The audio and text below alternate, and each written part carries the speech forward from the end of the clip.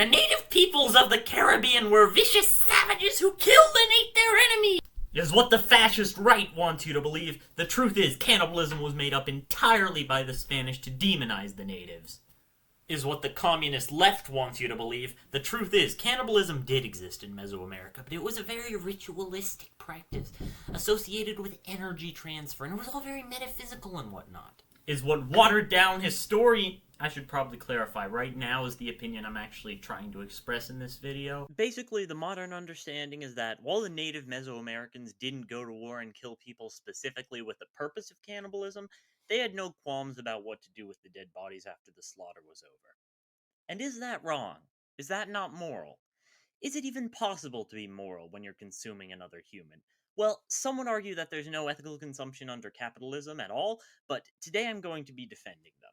Us those cannibals have faced a lot of societal pressure. Sure, cannibalism may not be strictly illegal, at least unless you live in Idaho, but the issue lies not in the plate-to-mouth step, but in the deathbed-to-plate. Any attempt to acquire a corpse would most certainly slap you with a charge of desecration of corpses, a crime in all states and countries, and firmly declared a war crime by the 1949 Geneva Convention. There was even an entire episode of The Twilight Zone demonizing cannibals. Don't give up so fast, though. It's possible to procure a cadaver if you know the right loopholes. If your buddy gives you consent, or if it's your own severed limbs on the plate, you can chow down with no fear of illegality. Similarly, you can purchase human organs or cadavers meant to be used for educational purposes for transplants and use them for nutritional.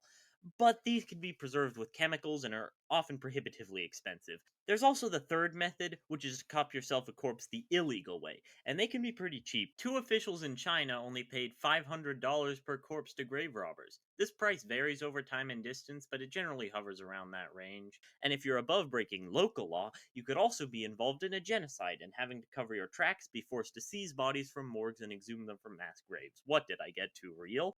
There's also murder, I guess, but these are obviously wrong. We're trying to look at things that are illegal, but not necessarily immoral. This brings up survival cannibalism. There are lots of fun stories about survival cannibalism. There's even an entire podcast. Everyone knows the Donner Party, the Franklin Expedition, those guys in the Andes, and a couple of macabre stories about people who resorted to cannibalism 2 days before they got rescued, which is also the plot of an episode of The Twilight Zone. Survival cannibalism is always accepted to be okay. You didn't kill the guy, and if you don't eat him, you're gonna die too. But sometimes the consequences can be worse than death. It's not relevant to our story. This is a Wendigo. It's what happens when you consume another human being, even to stay alive. More broadly, the Wendigo represented the desperation of winter, the raw pain and panic that drove people to go beyond the human and to become animal. But the Wendigo's hunger can never be satiated. It grows every time it consumes something. The Wendigo also represents selfishness, the desire to consume everything, the willingness to butcher and eat other people in order to survive. And the Wendigo is more than just a legend. Wendigo psychosis is a term used to refer to a person who believes that they are turning into a Wendigo, or that they've been possessed by the spirit of the Wendigo. Oh yeah, sometimes the Wendigo isn't the creature itself, it's the spirit that possesses you and turns you into the creature. Anyway, yeah, the hunger, the desperation, the selfishness, they're all there, and to the Algonquian people, they were what represented cannibalism. But this is by no means a universal connotation. Here in the West, opinions are much sweeter towards cannibalism. Setting aside the fact that the main ritual of the main religion involves consuming the flesh and blood of our gods, talking about cannibalism is intertwined with every part of our life. We use pet names like Sweetie and Honey. When something is cute, we could just eat it up. Justin Bieber wrote a whole song comparing his wife to food. Vor is a thing, but there's also a violent side to it. When we watch people fight, we watch them like a vulture. To consume can either mean to destroy or to eat, and let's not forget all of those myths where Greek gods ate their children. And oh yeah, bloodthirsty is a word. Indeed, it seems like the only reason we don't accept cannibalism as normal is because of the Romans who persecuted the early Christians by demonizing communion. And when the Christians ended up taking over Rome, they co-opted the prejudice. It lay dormant for 1,000 years, only inflamed by the Native Americans. So why am I telling you this? Well, the point I'm trying to make is that you only think cannibalism is bad because of the society you live in. So in the interests of philosophy, try to have an open mind as we go through the 3 facets of cannibalism. Number 1, the pragmatic approach. Let's say that you've killed a man, and now you're feeling a bit peckish. Luckily, there's a ton of meat right in front of you, so you eat it. And let's say, perhaps, you haven't killed a man, but you're very angry at him. But right now is when you're hungry. So let's say you kill him now and wait for yourself hating him enough to kill him later. That may seem a bit heartless, but I challenge you to find a good reason to murder someone. Also, an important thing to note is that unlike the Europeans, the Aztecs didn't have a good source of meat. They had to hunt wild animals, mostly turkeys and ducks, so humans were that much more appetizing. Is there a pragmatic reason not to do cannibalism? Yes, and it's absolutely terrifying. Prions are essentially weird proteins. You can remember that because prion is a weird version of the word protein. They can spread in human tissue that's not efficiently cooked, and even from non humans to humans, but they tend to be specific to the organism's biochemistry. Now, the exact function of a prion is complicated, and I'll cover it in a later video, but all you need to know now is that over time, your body just sort of falls apart from the inside. There is no cure. There is no cure!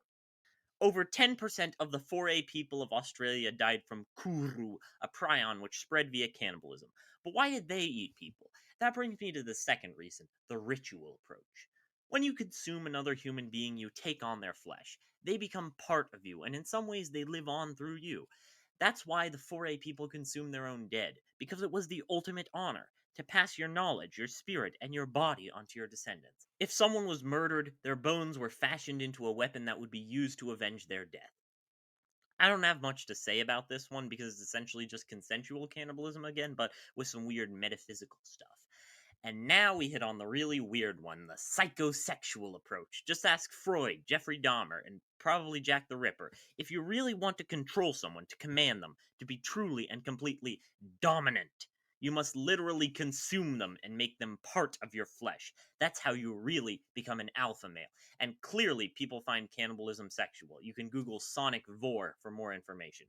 But fortunately, there is a platonic equivalent to this, which I consider the most likely for the Aztecs. When you destroy an enemy and your nation consumes his, it's only right that you consume him, to show that they are the ultimate weaker and you are the ultimate stronger. At the end of the day, it's all about power.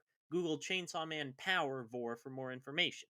I think this is where cannibalism gets a bad rap. If you're willing to so completely control your enemy, you're not likely to view them as humans that are deserving of respect. Don't believe me? Japan, World War II. Cannibalism is not the enemy, it simply is an obvious product of the enemy. But I don't think the Mesoamericans viewed it like that. For one thing, consuming others is only dehumanizing if you butcher and eat non humans on the regular, and like I said, unlike the rest of the world, they didn't really have livestock. So, is it possible to ethically consume another human? If they consent, yes, and if it's for survival, yes. But in other cases, begrudgingly, I would have to say no. Perhaps the Aztecs could keep the humans they devoured above the animals, but I don't think we can. If I consumed another human against their will and without necessity, I would be dehumanizing them, and I don't think any of us should take that risk. Here in the West, opinions are much sweeter. I'm gonna cut that out.